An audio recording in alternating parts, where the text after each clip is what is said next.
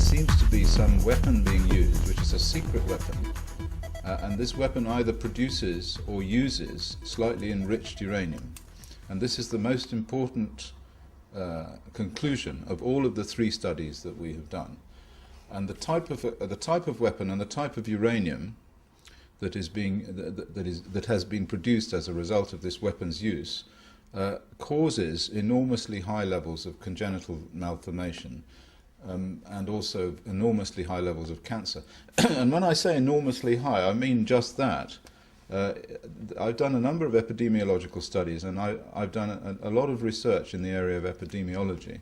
And I have to say, without any shadow of a doubt, the levels of cancer and leukemia that we have found, and the levels of congenital disease that we have found, are astronomically high. They're higher than anything that has ever been published in the whole history of epidemiology.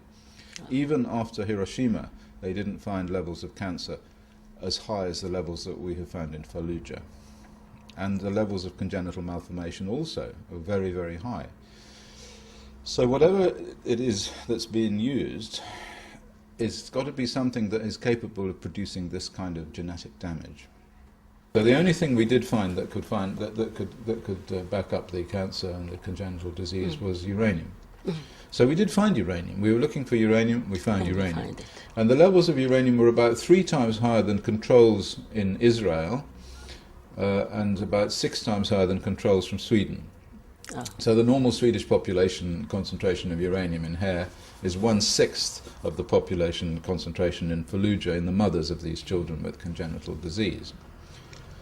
And then we did something quite clever, which was to look along the length of the hair, because the way in which material in the body is excreted is through the urine, but it also excreted into the hair. And so the hair grows at a particular rate. It grows at about 1 centimetre every month. And we had some women with very long hair, because these are Muslims and they don't tend to cut their hair. So we had one woman whose hair was 80 centimetres long. So that took us 80 months back into the past, when we looked at the end of her hair.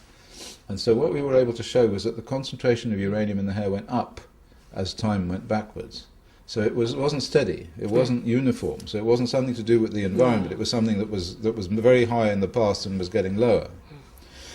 So that is also very important. And in fact, the levels in the hair in this woman, this 80 centimetre hair woman, which took us back to 2005, were probably about 10 times higher. So instead of 6 times higher than Sweden, they're now 60 times higher than Sweden. So we have found a lot of uranium in the hair, and it also goes up as you go back in time.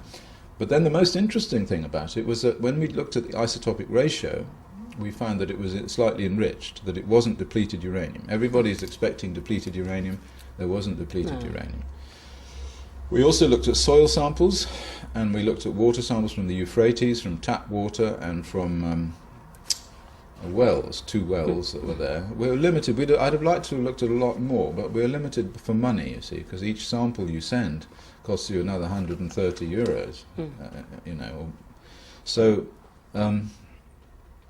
we found small amounts of enriched uranium in the soil, but not very high amounts.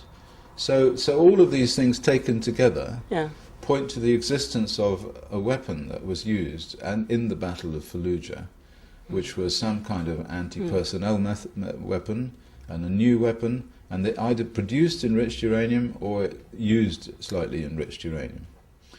And so this is the cause, we feel, of these increases in congenital malformation. Now the point is that some people have said, oh well, you don't really know that there is an increase in congenital malformation, because our original paper only looked at cancer and infant mortality, and although the infant mortality was high, of course you can die as a baby from all sorts of diseases. It doesn't have to be a congenital disease. So the third study, which hasn't been published yet, which was rejected by the Lancet and a few other journals, what that did was it followed one paediatric clinic in Faluya General Hospital, and we asked the doctor there, who's one of my collaborators, to write down each one of the congenital malformations that she had to deal with in the hospital, and also write down the number of births that this came from. And so this way we could find out the specific types of congenital malformation. It wasn't just like congenital malformation. We could say heart defects or neural tube defects or kidney defects or childhood cancer or various types, classes. And on the basis of that, we were able to compare it with controlled populations, and it was quite clear that the levels were between 4 times and 10 times what we would have expected, even allowing for consanguinity. So we allowed for that, we controlled for using Pakistan and other Arab countries where they marry their cousins. If you marry your cousin, you're going to get inbreeding genetic malformations because of the expression of these normally silent genes, these recessive genes. And so we controlled for that. So even given that, we had up to 8 to 10 times the levels of congenital malformation. So as far as I'm concerned, we have actually nailed the entire thing. We have proved that there is a level of genetic damage, genomic damage. We've proved that all the people who are talking about increases in cancer and congenital malformation are all right. Yes. And we have shown that the cause almost certainly is enriched uranium. Of course, we cannot rule out the possibility that there's something we haven't thought about. Okay. There might have been some kind of chemical, perhaps, that was used and that was extremely powerful genotoxic chemical. But actually, I don't think that is possible. All of these pieces of evidence point to 2004. So the question is, why is it that we still have these high levels of congenital malformation? Now, all chemical mutagens that I know about are substances which occur and produce an effect, and then they're gone, you know? But this, whatever it is that's producing this, isn't gone. It's still there. No, it's still there. And the levels of congenital malformation still are very high, and so are the levels of cancer. So, I mean, the cancer you can explain, but not the congenital malformation. So something is causing that still. Yeah. And that's hard to explain on the basis of chemicals. It is a war crime to use weapons with long-term disastrous effects on people's health. This is one of the many US war crimes committed in Iraq. People will suffer from it for generations to come. These weapons should be banned. These occupiers have intentionally destroyed the Iraqi state's institution, historical and cultural heritage. More than 1 million people have died because of the occupations since the US-British coalition attacked Iraq. We want the world to know about this and support the demand that war criminals should be prosecuted. However, we will try to manage with it.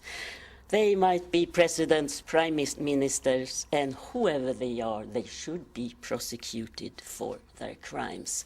And we also want Sweden to act more and better. Sweden has not been very good at these questions. Thank you.